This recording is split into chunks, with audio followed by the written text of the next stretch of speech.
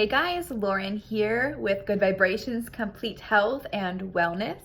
Yesterday on my Instagram story, I created a poll asking if you would be interested in energy reports and card readings to go along with the new month, new moons, full moons, and new weeks. And across the board, it was yes. So hello, welcome to our very first card reading. Today we're going to be talking about what to expect for the Virgo new moon that's happening on August 30th. Virgo always gets me in all the feels, right? So I am a Virgo myself. My birthday is the 12th of September. I also got married in September on the 6th. And some of my most favorite people have birthdays in September as well. So it's just a really great month. Also, but it also kind of, makes me a little sad because we're coming to the end of summer and welcoming in fall. I love fall, but I do really love summer. But, seasons are really important. We can find beauty and grace and deep meaning in each and every season. So a couple things to expect for the Virgo new moon. Virgos are organized. We are perfectionists. We like plans. We like lists. So some of the things that you may be expecting in this new moon cycle is that you may be desiring to do a complete decluttering and deep cleaning of areas in your home that perhaps you've been neglecting. I know for me, I kind of tend to push things to the back of my closet or just put things downstairs in basement in my storage. And, when in reality, it could just be donated. So this could be a really great time for you to go through your closet, go through your storage units, and just get rid of the things that you no longer use. It's just taking up space. So clear it out, get rid of it to create more space. You might also be feeling like a little kind of disrupted, I guess is the word that's coming up for me in this whole idea of having plans and lists and needing things to be super organized, being that perfectionist. You're going to start to realize that your plan isn't always going to go as you desire it to go. And the most important thing here is to just trust the path of your life. Trust it. Allow it to unfold. Follow the guidance. Follow the niggles. Follow what sets your soul on fire. And just because you had a different plan, perhaps earlier this month or the beginning of this year or last year, whatever it is, allow yourself to change and evolve and grow. We are expansive beings. It makes sense that we're going to continue to grow. And lastly, this particular new moon is so great for starting something new. It's also really great to start a new relationship. I really honestly don't know that much about astrology, but something about Mars and the way that it's located, there's a lot of love going on right now. So great time if you're looking for love to manifest. Call in your partner, call in your dream soulmate and your twin flame, and start something new. If you have a business idea, if you are looking for a new workout to do, just anything new, now is the time to do it.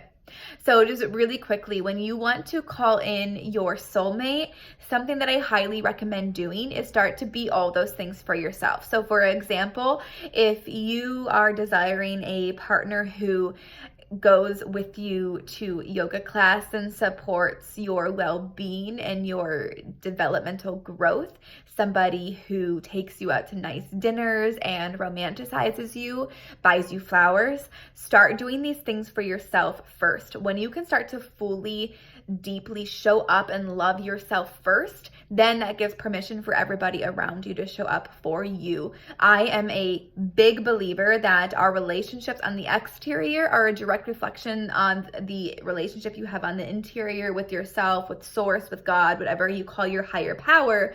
So whatever it is that you are desiring to create in your life, be it for yourself. You want dream soulmate friendships, be that soulmate friend for yourself.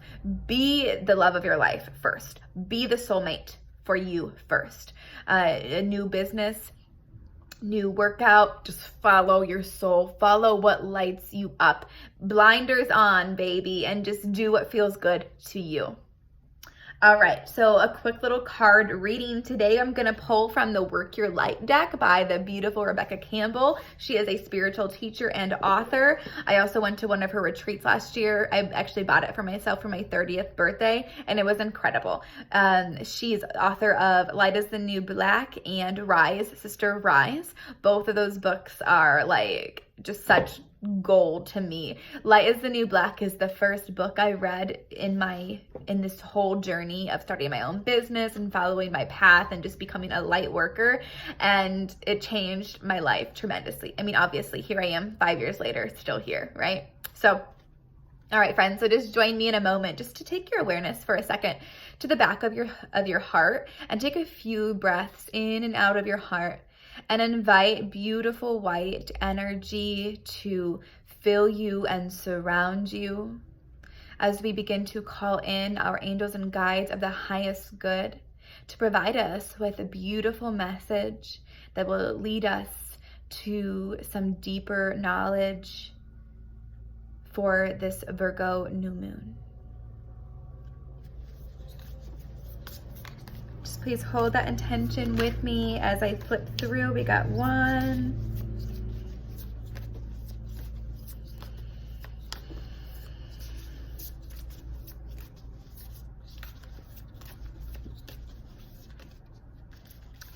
2 and 3.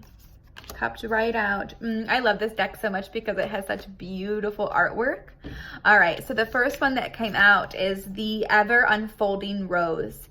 Cracked open. It's happening for you, not to you. Look how beautiful that is. And I just love how she's just like open and receiving, and that beautiful rose is completely open and receiving. So this is such an awesome message, especially for what I just said of like, it's okay that maybe your path didn't go as you had thought it would, that you had initially desired it to, and maybe you're feeling a call in a different direction, or perhaps there is relationships ending, or just things could be kind of coming to the surface for you, really rising up to the surface that maybe feel really heavy and intense. But it's important to remember that things come up to be released and to be healed and to be worked through. Things leave your life for a reason. So even if it feels so hard, just know that you are completely loved and supported, and this is for the highest good of all. You may not be able to see it now, but I promise you, you will see it unfold as that in no time at all. And you can always just turn inside, listen to your heart, breathe, pray, know that you are always supported. Call that white light into you and just allow yourself to experience your life as it needs to be. All right.